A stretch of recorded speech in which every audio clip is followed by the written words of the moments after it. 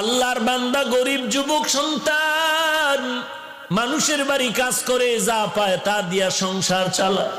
আজকে বাজারে গেছে টাকা নিয়া বেতন নিয়া বাজার করবে গিয়া শুনে আল্লাহর কালাম পাওয়া যায় ঘরে রাখলে বরকত।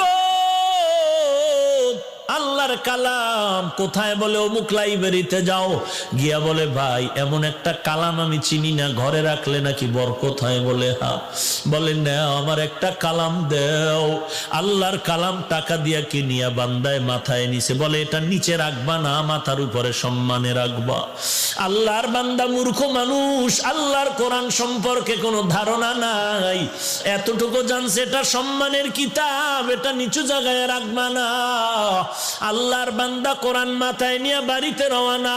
ঘরের দরজায় গিয়া বলে রে বিবি মনে কষ্ট নিও না, আজকে বাজার আনি না, এক আল্লাহর কালাম নিয়ে এসেছি। জীবন ভর খানা খাইলাম, আজকে একটা রাত খানা খাবো না। ঘরের মধ্যে ঢুকিয়া আল্লাহর কোরআন রাখার মতো ভালো জায়গা নাই।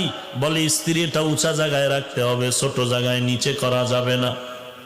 স্ত্রী বলে তুমি আমি গরিব, ভালো ঘর নাই, কোরআন রাখার ফিরাইয়া দাও তাড়াতাড়ি। বলে এই রাত্রে তো ফেরত দেওয়া যাবে না, যদি দিতে হয় তো কালকে সকালবেলা গিয়া ফেরত দিতে হবে। অন্তত আজকে রাত্রটা কোরআন নিয়ে আমাদের রাত কাটাতে হবে, তো কোথায় রাখবো? স্ত্রী পরামর্শ দেয় যেহেতু এটা বরকতের কালাম, অতএব আমি অর্ধেক রাত্র মাথায় নিয়ে দাঁড়ায় থাকি, তুমি ঘুমায় যাও, আর বাকি অর্ধেক রাত্র আমি একটু রেস্টে যাব, তুমি মাথায় নিয়ে দাঁড়ায় রাত কাটা। স্ত্রীর পরামর্শ অনুযায়ী স্বামীও রাজি হয়ে গেল। আল্লাহর কালাম স্ত্রী মাথায় নিয়ে পাহারা দেয়। আল্লাহর কালাম, আল্লাহর বান্দা ঘুমায়, আল্লাহর বান্দি কুরআন মাথায় নিয়ে দাঁড়িয়ে আছেন। অর্ধরাত্র স্ত্রী, অর্ধরাত্র স্বামী, ফজরের আজান হয়ে গেল। একজন ওযু বানাইয়া নামাজ পড়লেন। সকালবেলা বলে কোরআনটা বাজারে ফেরত দাও। আল্লাহর বান্দা বলে এত কষ্ট করে আনলাম, ভিতরে কি আছে একটু খুলিয়ে তো দেখলাম না। দোনোজনে বসিয়ে বলে দেখি আল্লাহর কালামটা কেমন।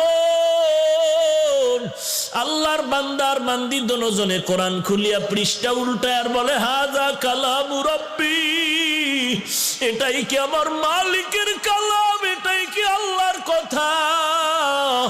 এই কোরআন পৃষ্ঠা উল্টায় আর দেখে আর চোখের পানি ছাড়িয়া কান্না করে, কোরআন বুঝতে পারি না, চিনতে পারলাম না।